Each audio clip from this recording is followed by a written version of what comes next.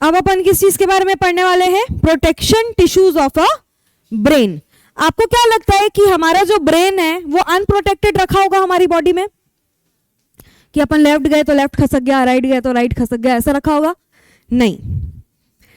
Brain being so important needs protection. Brain sits inside a bony box called cranium. Bone से बना हुआ एक box type का structure होता है जिसको अपन क्या बोलते हैं? क्रेनियम बोलते हैं, जिसके अंदर में हमारा ब्रेन क्या रहता है? सेटल रहता है या फिर फिट रहता है। ठीक? Inside cranium, that is our bony box, brain is contained in a fluid filled balloon. अच्छा, अब ये डायरेक्ट क्रेनियम के अंदर ब्रेन फिक्स नहीं रहता, उसके अंदर क्या रहता है? क्रेनियम के अंदर एक फ्लूइड से भरा हुआ बैलून रहता है।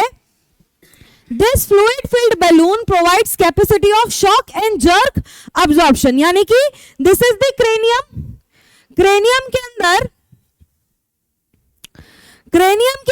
can you see this? ये blue color का, light blue color का liquid दिख रहा है आपको?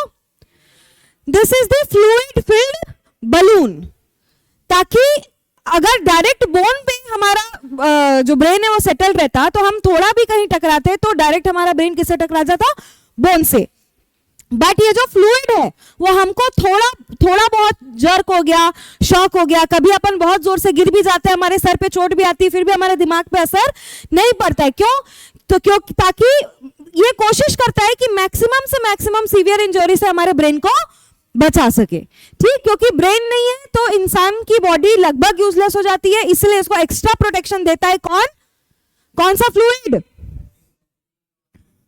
कौन सा फ्लूइड देता है? Fluid filled balloon that is inside the cranium। ठीक? The fluid filled balloon provides capacity of shock, jerk and absorption। This is a hard bumpy structure outside the middle of your back called backbone या फिर vertebral column। This backbone protects the spinal cord। ठीक? तो क्या होता है? ये एक hard और बम्पी स्ट्रक्चर होता है जो कि आपको कहां मिलेगा? मिडिल ऑफ योर बैक में मिलेगा, इधर पे मिलेगा। ठीक? यहां पे मिलेगा आपको, और इसको अपन क्या बोलते हैं? बैकबोन। एग्जैक्टली। तो ब्रेन को कौन प्रोटेक्ट कर रहा है? क्रेनियम और फ्लूइड फिल्ड बलून। और वही हमारी स्पाइनल कॉर्ड को कौन प्रोटेक्ट कर रहा है? बैकबोन। आप जब कभी अपने पीठ में टच करोगे तो बैकबोन ऐसा बम्पी टाइप का स्ट्रक्चर नहीं रहता है, ऐसा पहले बम्प फिर नीचे फिर बम्प फिर नीचे फिर बम्प। तो वो क्या प्रोटेक्ट करता है? हमारे स्पाइनल कॉर्ड को। दोनों ही नाजुक चीज और सेंट्रल नर्वस सिस्टम, यही दोनों चीज से मिलकर बनता है। कौन कौन सा?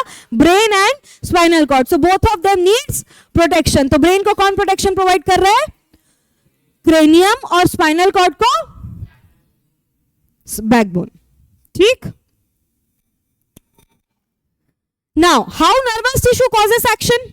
नर्वस टिश्यू एक्शन कैसे कॉज करते हैं? देखो, to cause action muscles must move. Muscle को मूव होना जरूरी है एक्शन करने के लिए।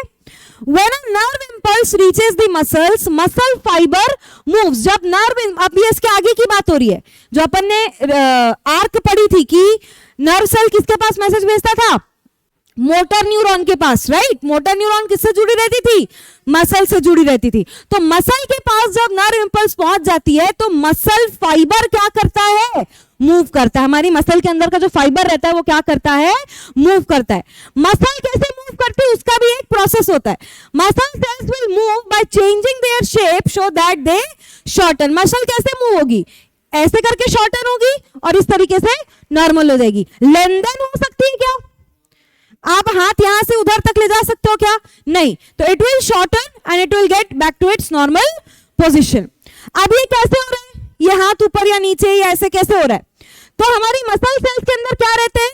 स्पेशल प्रोटीन्स रहते हैं। प्रोटीन्स का क्या नाम है? Actin and myosin. In proteins का क्या नाम है? Actin and myosin. that change their shape and arrangement in the cell in response to nervous electric impulse। जब हमारी मसल सेल के अंदर के ये प्रोटीन अपना शेप चेंज करते हैं, उसके बेसिस पे हमारी मसल्स क्या करती हैं? कॉन्ट्रैक्ट करती हैं और रिलैक्स करती हैं। जैसे जब मैंने हाथ को ऐसे किया तो मेरे हाथ के सेल के अंदर के एक्टिन और मायोसिन ने शेप चेंज किया, इसलिए मेरा हाथ क्या किया? कॉन्ट्रैक्ट किया। And then again my hand is relaxing. By because actin and myosin ने वापस से अपना क्या किया? शेप को चेंज किया। तो मसल अपना शेप कैसे चेंज करती है? किस किससे करती है? स्पेशल प्रोटीन्स की मदद से चेंज करती है, that is actin and myosin. C. Muscle cells have special proteins that change their shape and arrangement in the cells in response to nervous electric impulse. New arrangement of proteins give muscle cells a shorter form. ये नया arrangement और ये normal arrangement. अपन ऐसे करके घूमते रहते क्या हाथ को? नहीं, ऐसा तब करते जब हमको जरूरत पड़ती. नॉर्मल पोजीशन क्या अपने हाथ की? ये, राइट? तो यहां पे क्या रहेगा? नॉर्मल रहेगा. और ये चेंज पोजीशन किसके कारण होगी? New arrangement of proteins. कौन से प्रोटीन्स?